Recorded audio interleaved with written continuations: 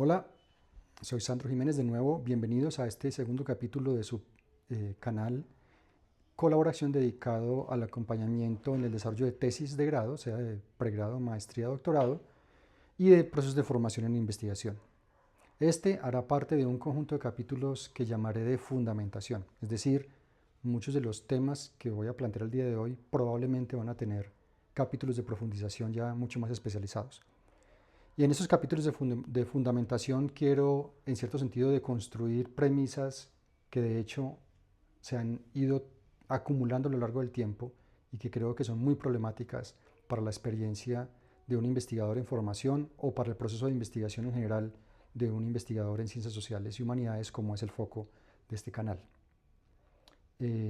Hoy lo voy a dedicar entonces a cómo se piensa la arquitectura de una tesis y se desarrolla el proceso de la investigación.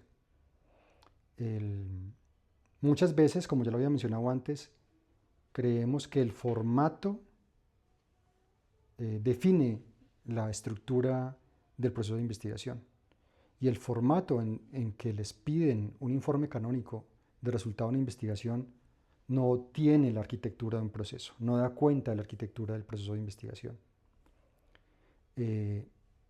Luego, esos formatos siempre parten de la idea de que lo primero que tenemos que tener es un tema, una idea, el eureka. Pues resulta que el mundo es tan complejo y cada vez más que la idea esa que evocamos de entrar en la tina y tener el eureka ya es muy difícil de concebir y de lograr. Por eso el asunto no es simplemente un ejercicio de introspección o de lluvia de ideas para identificar un tema interesante de investigación. Porque la idea en sí misma no constituye un problema de investigación. Y el otro elemento es que, dado lo que habíamos mencionado en el primer capítulo, la hegemonía del método científico y de los métodos hipotético-deductivos, creemos que la teoría es el punto de partida de todo. Y resulta que la teoría es una condición necesaria, pero no suficiente en el mundo de investigación de asuntos complejos en ciencias sociales y en humanidades. Lo social, la historia, lo político existen a pesar de la teoría, no gracias a ella. Hay muchos elementos que por supuesto desbordan la teoría. Entonces, vamos a recorrer 5 elementos que para mí configuran la arquitectura fundamental de una tesis y que en ella tienen embebidos el proceso de investigación. La definición del dominio, el planteamiento del problema, el abordaje del diseño, la construcción de archivo y la capa de reporte. Entonces vamos a plantear cada uno de esos para mostrar por qué, indistintamente de la perspectiva epistemológica, del paquete de métodos que vayan a utilizar, etcétera, etcétera, estos 5 componentes están a la base como pilares de cualquier arquitectura fundacional de un proceso de investigación riguroso, con particularidad de nuevo en los retos que tienen las ciencias sociales y las humanidades en entornos de alta complejidad como el que vivimos hoy. ¿Qué es el dominio y por qué considero que es el punto de partida? Porque creo que la idea de que yo me siento frente a una hoja en blanco a sacar una idea de mi saber particular y que yo rápidamente tengo un tema y puedo formular un problema y tener unos objetivos, después de 25 o 30 años de estar en este asunto de la investigación en rigor, todavía yo no logro hacer eso. Entonces creo que el problema de la imagen en blanco no se resuelve simplemente con haber leído mucho, y el problema de tener una idea no es simplemente un asunto de inspiración. Entonces, en investigación en ciencias sociales contemporáneas, el gesto más importante de partida es encuadrar su dominio. Es decir, yo me paro en este punto, en este momento, en este lugar histórico y hago un ejercicio de poder mapear y delimitar ese dominio. ¿A qué me refiero con delimitar un dominio? Primero, defino una manera de encuadrarlo. Esos temas, asuntos, variables, dimensiones, series que me inquietan están encuadrados, están enmarcados, ahí tengo una teoría de cambio, hay un framework que me interesa, etcétera, etcétera. El gesto de poder tomar un problema, un fenómeno de alta complejidad y poderle dar al menos determinados delimitaciones es un primer gesto de partida. Ese encuadre evidentemente me va a poner y me va a aterrizar en un contexto particular. Hacer investigación rigurosa en ciencias sociales y en humanidades, desconectado del contexto, es uno de los desperdicios de oportunidad de saber que en el sur global hemos recurrido más sistemáticamente. Porque en la medida que los métodos tradicionales siempre suponen que uno parte de un dominio o de un marco teórico y a partir de ese marco teórico identifica el problema, cuando los marcos teóricos que estamos utilizando son fundamentalmente los que están publicados en los sistemas indexados, que la mayoría de publicaciones son anglo-europeas, significa que el horizonte de lo relevante está determinado por esos contextos. Y se nos olvida que la contextualización, tomar un problema y contextualizarlo, es una combinación de lo relevante con lo pertinente. No está adecuadamente contextualizado un problema si yo planteo por qué es muy relevante, pero no logro determinar por qué es pertinente. Les pongo un ejemplo. Alguna vez, ayudando a estructurar, liderando la estructuración de un proyecto de grandes dimensiones en una zona selvática de Colombia, donde se quería crear un proceso de reconversión de vocación productiva del mundo de la producción de oil and gas y del mundo de la explotación de la coca, en el caso de Colombia, para hacer una reconversión productiva de los jóvenes y de los campesinos y los indígenas hacia nuevas vocaciones productivas. Por supuesto, una zona de alta riqueza naturaleza y de poblaciones indígenas, la lógica era reconversión productiva hacia vocaciones de turismo de naturaleza, turismo de experiencia y el aprovechamiento de esa riqueza natural y cultural. Se diseñó una ruta que integraba desde la escuela hasta las trayectorias de campesinos e indígenas para crear esos recorridos para visitantes extranjeros y crear toda una unidad de experiencia con contenido digital producido por los propios jóvenes en las escuelas públicas y sus familias campesinas e indígenas. Y cuando se iba a presentar la iniciativa ya completamente diseñada al responsable de política pública del territorio, se le ocurrió que la Maloca debería tener también un centro de robótica y automatización. El argumento es que, claro, que para el pensamiento computacional es muy importante en la educación contemporánea en el mundo entero. ¿Relevante? Por supuesto. ¿Pertinente para un proyecto de reconversión productiva hacia turismo, experiencia y turismo de naturaleza en territorios selváticos con poblaciones indígenas y campesinas? No es para nada pertinente. Entonces, la discusión de pertinencia y de relevancia son fundamentales como pareja para determinar la contextualización de un problema. Entonces, si yo quiero ubicar bien mi dominio en mi campo de investigación, lo encuadro y lo contextualizo. Luego, entonces sí, ¿cuál es los horizontes de debate que están en ese dominio? Y resulta que en problemas de alta complejidad en ciencias sociales y humanidades, el horizonte del debate no es solamente teórico, también es político, es normativo, es económico. Y finalmente, entonces eso me determina un campo, que es donde yo me voy a ubicar y voy a generar una mirada que permite maximizar mi aporte de conocimiento en ese dominio encuadrado, en la contextualización realizada, en los debates identificados. Por eso para mí el punto de partida en una tesis bien fundamentada es determinar el dominio. Luego, por supuesto, entonces sí, entramos al problema, al ejercicio de determinar la naturaleza de ese problema.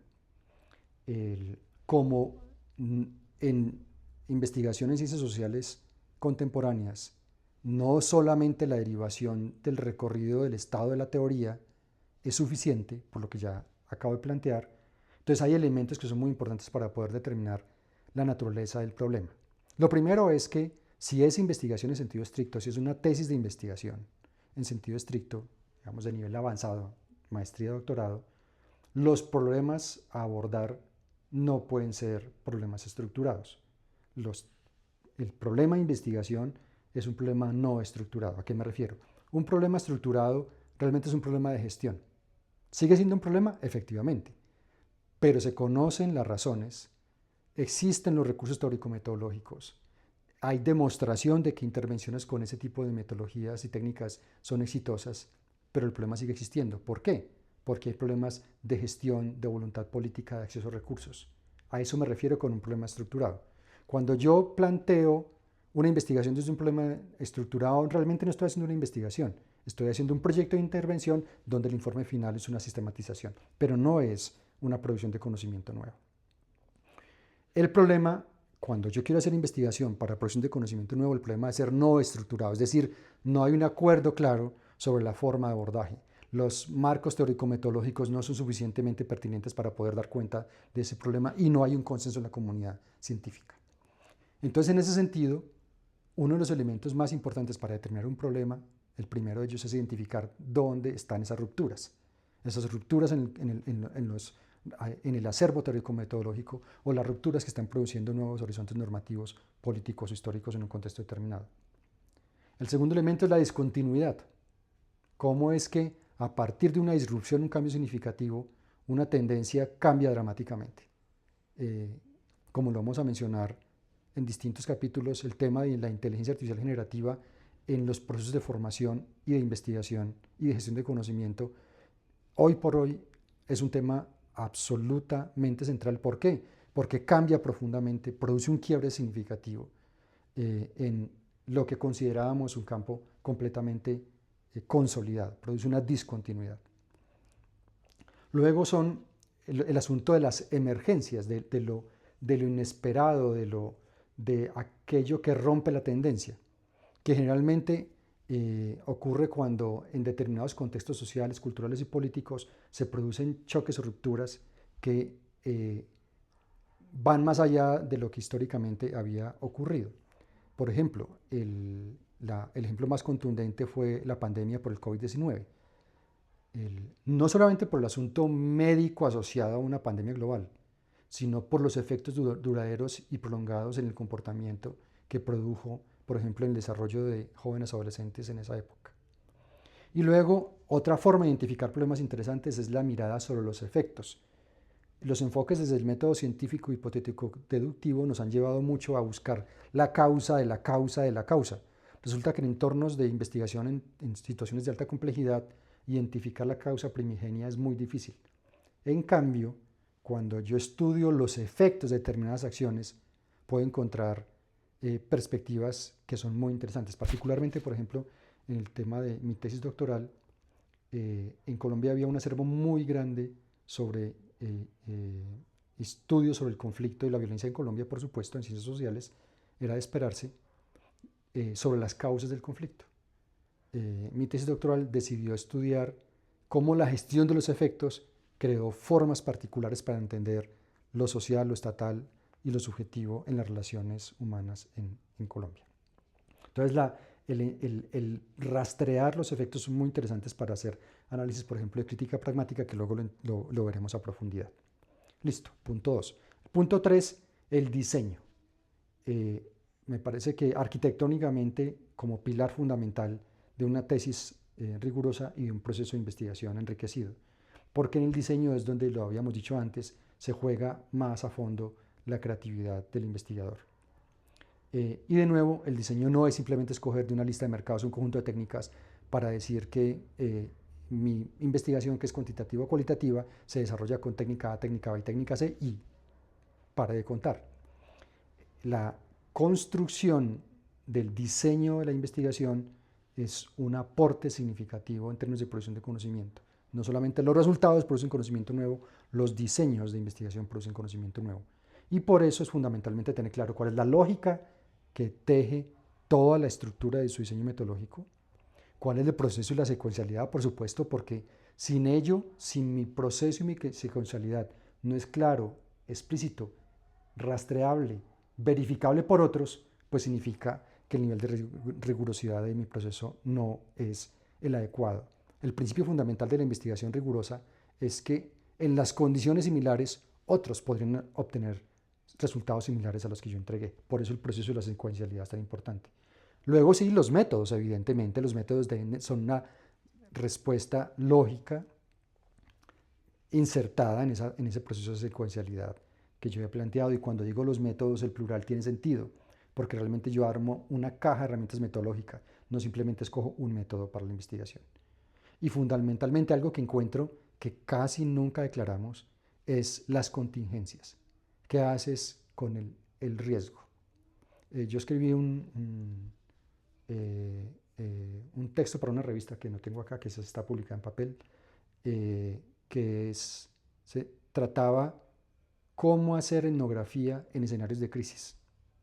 Cuando te expones a un escenario donde tu sujeto clave, tu informante clave, puede desaparecer de un día para otro. Por ejemplo, la gente que trabaja con el fenómeno de desplazamiento intraurbano o pandillismo, etcétera, etcétera.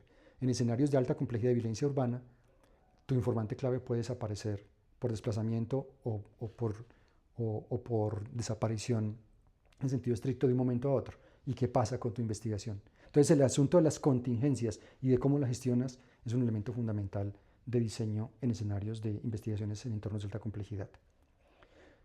Luego, el cuarto componente, el archivo. Y de nuevo aquí tenemos un montón de comprensiones muy limitadas y reduccionistas de qué significa el archivo. El archivo no es ni el depositorio digital donde acumulas cosas, ni es simplemente una suerte de sistema de almacenamiento. La naturaleza del archivo, como lo dijimos en el primer capítulo, es donde aparece tu episteme. Me explico. ¿Cómo decides darle visibilidad a qué? ¿Y qué decides descartar? Eso define la perspectiva de tu investigación. Eso define la naturaleza de tu archivo. Yo no puedo atender todo lo posible en el problema y en el dominio que escogí. Yo escojo darle visibilidad a determinados componentes claves y eso está atado a mi episteme, a lo que considero yo que me puede dar cuenta con mayor profundidad, con mayor pertinencia y con mayor relevancia de lo que quiero atender. Y con base en eso, entonces, puedo determinar qué datos son los que puedo recolectar y puedo aprovechar de mejor manera. Y luego, entonces, ¿cómo lo voy a hacer? Entonces tengo que hacer un diseño de unos instrumentos para poder que sea coherente esa relación entre mi episteme y los datos que necesito. Y luego debo tener claro una estrategia de sistematización. Lo había dicho también en el capítulo anterior. Mi experiencia me muestra que el 50% de la información que recoge un tesista la desperdicia porque no sabe qué hacer con ella. Y eso se debe a que no tenía una estrategia de sistematización clara. Pero lo más importante al final es cómo va a abordar el proceso de interpretación. Cómo su postura y su perspectiva se hacen vivas en el proceso de interpretación.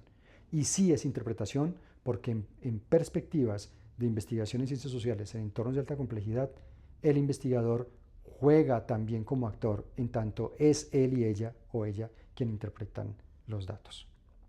Y termino con la fase final de reportería, donde está el asunto del informe final, de la comunicabilidad del informe final, etcétera, etcétera. Pero que eso también está ensamblado con el tema de archivo. ¿Por qué? Porque el primer paso de poder construir reportes adecuados, informes adecuados y por supuesto resultados traducidos en papers, ponencias y demás, es qué tan sólida es tu categorización. Si yo no hago un ejercicio riguroso de categorización en mi trabajo de archivo, desde categorías exploratorias hasta las categorías emergentes que luego se convierten en conceptos, el archivo es un popurrí, un caleidoscopio de múltiples puntos que no se conectan. Entonces, la forma en que se construyen las categorías de análisis, las categorías emergentes y las categorías conceptuales define mucho la solidez de la fase de reporting. Y para eso, entonces, hay que entender la diferencia entre comparación implícita y comparación explícita. Dado el sesgo hacia los enfoques del método científico, casi a todos nos han entrenado sin saberlo en comparación explícita, que es cuando yo tomo variables macro que generan regularidades en un fenómeno y solamente comparo la capa superficial de las variables que son comparables porque son regularidades entre los distintos casos, sujetos, entornos que estoy estudiando. Eso es comparación explícita. Generalmente muy útil para estudios macro, pero cuando yo estoy haciendo estudios en profundidad de perspectiva histórico-hermenéutica y comprensiva, la comparación se vuelve naturaleza implícita. ¿Qué quiere decir? Que lo que yo encuentro en un caso, un sujeto, en un entorno, lo uso como elemento de lectura y visibilidad para el siguiente caso y para el siguiente y para el siguiente. ¿Cómo comparo? Con un ejercicio de comparación cualitativa constante entre las categorías que son comparables. Y por eso la comparación es implícita, es decir, el caso, el sujeto, es el que marca la naturaleza de lo comparable, no es la teoría. Eso lo vamos a ver con mucha mayor profundidad. Entonces, el elemento de la naturaleza de la comparación es fundamental, que impacta, influye en la naturaleza de la interpretación, y entonces regreso a mi tesis. El ejercicio de reportería que no regrese al problema, que no regrese a la tesis central, pues entonces termina perdido en la nebulosa. Y por supuesto, entonces eso me permite construir las conclusiones adecuadas. Entonces, la determinación del dominio, la naturaleza del problema, la construcción del diseño, la naturaleza y la perspectiva del archivo y la estrategia de reportería son para mí los 5 pilares que constituyen una arquitectura sólida de una tesis y la mejor forma de desarrollar un proceso de investigación riguroso. Como les dije, cada uno de estos elementos tendrá desarrollos posteriores, pero en estas primeras etapas vamos a concentrarnos en elementos de fundamentación de una mirada, como lo hacíamos en el primer video, basada en una práctica rigurosa, probada y exitosa en distintos contextos. Recuerden, los que se suscriban y hagan parte de la comunidad van a poder tener sesiones de profundización sobre estos temas y poder acceder a algunas de las herramientas que he desarrollado para poder que este tipo de ejercicios los desarrollen muy rápidamente. Nos vemos en el próximo capítulo.